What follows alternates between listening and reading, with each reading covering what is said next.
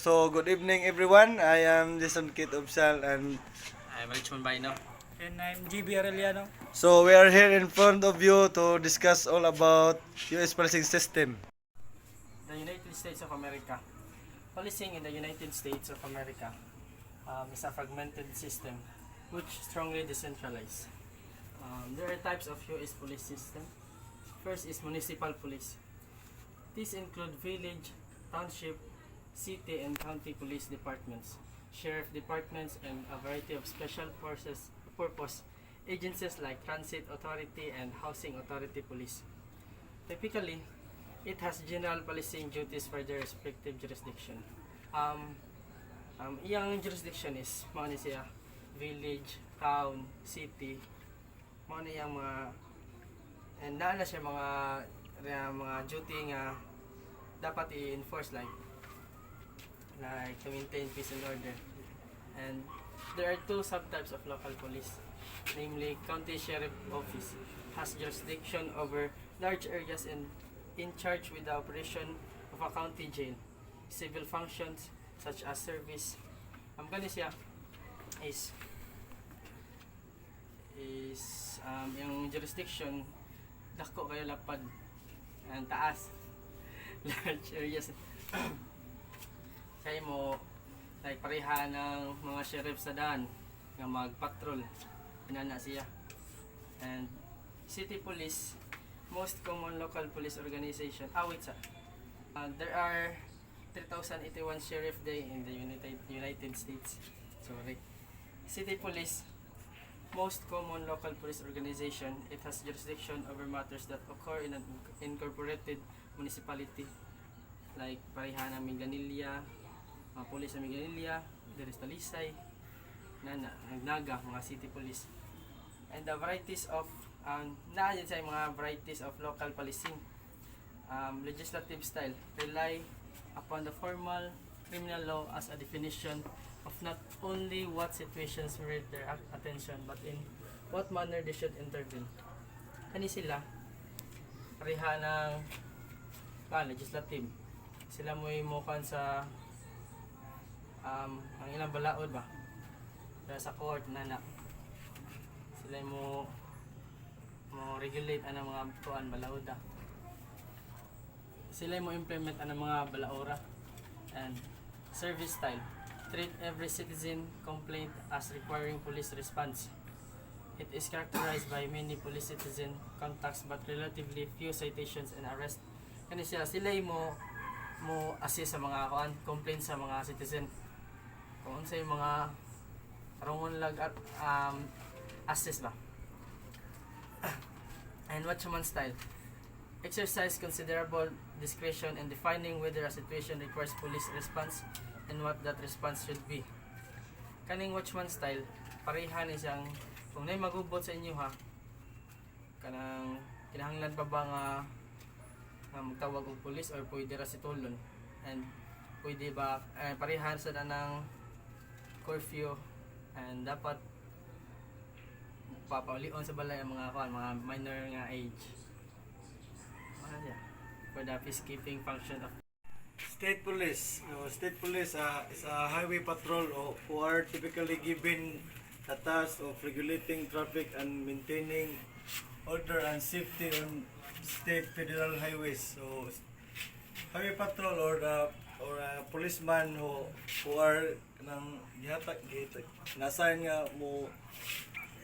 nga gihatagan ng trabaho para mo regulate sa traffic mag-maintain sa order.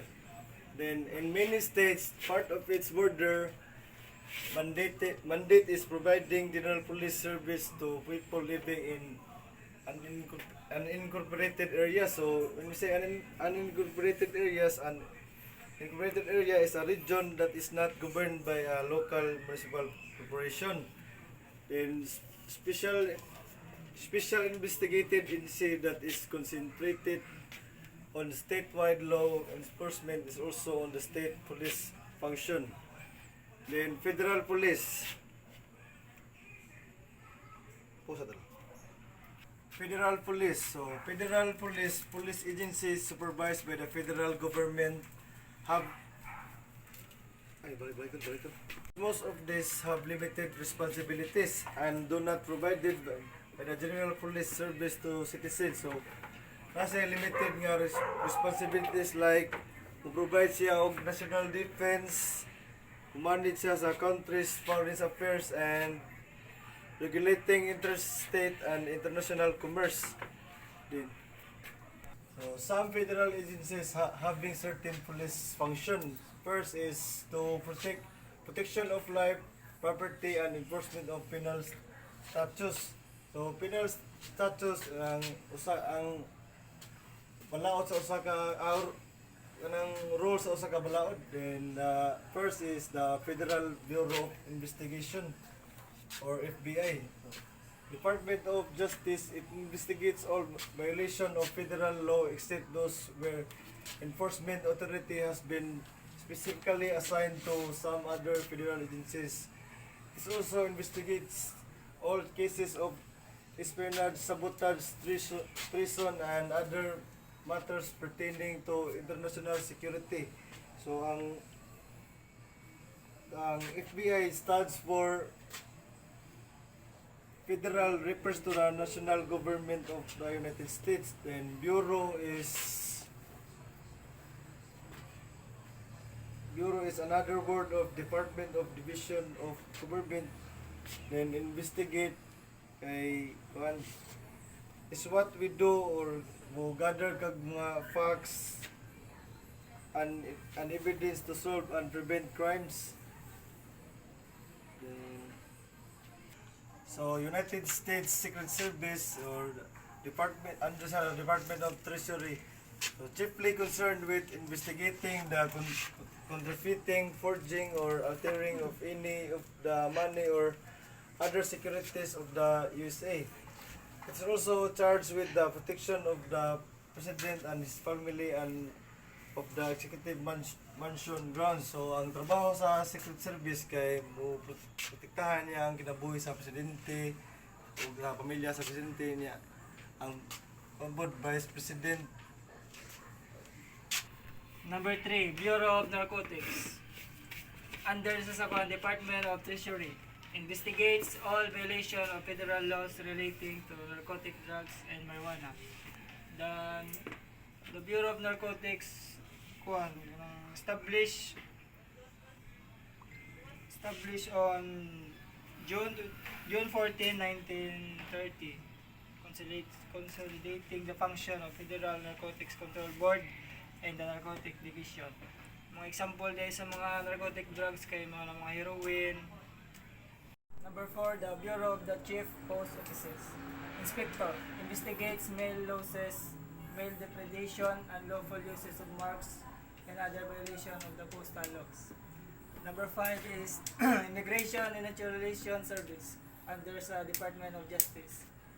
Investigates violation of immigrations and naturalizations of laws, patrol borders, and prevent surreptitious entry aliens of and registers and fingerprints aliens.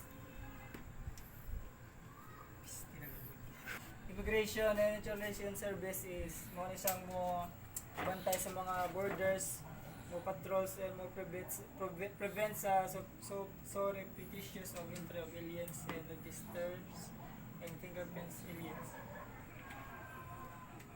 Letter B, protection of the national revenue. Nasa 5 ka Intelligence Unit of the Bureau of Internal Revenue under the Department of Treasury, concerned primarily with the investigations of violations and income tax laws. Monisa mo supervise sa pagkuhan sa tax, and kaduha kay Alcohol Tax Unit of the Bureau of Internal Revenue.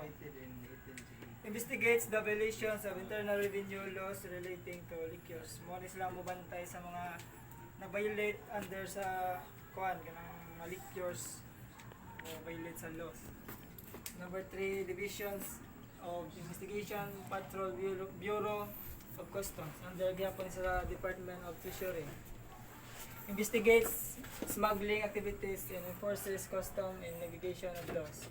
Sila ni mo bantay sa mga borders nga mo smuggled sa mga items, mga example drugs, sila ni mo bantay, mo enforce ang laws. Number 4 ay tribal agencies. At present, 556 tribal entities in 31 states are recognized by the Bureau of Indian Affairs or BIA as Native American tribes.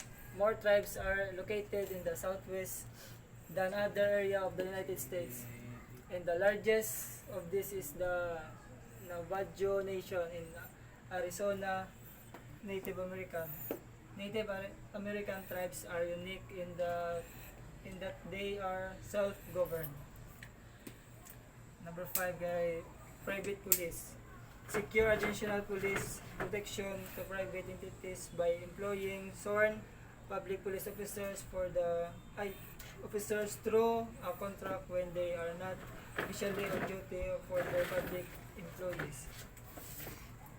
Sunod guys, 2 basic forms in which private policing is provided. Nasa iluwa ka kwan, security. Property security. The principal or person wishing to receive service has security personnel directly. Morning mo kwan mo og nay mo apply ng mga security agent diri na sila mo kwan adto. Morning mo hire sa mga security personnel directly. Kadua kay contract security.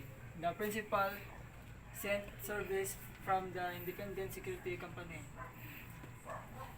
Kwan, minimum educational qualification for a police officer in various cities, county and state agencies is kwan. Dapat ng high school graduate ka, naka-diploma or at least some college degree, be eligible at least kwan, 21 years old of age.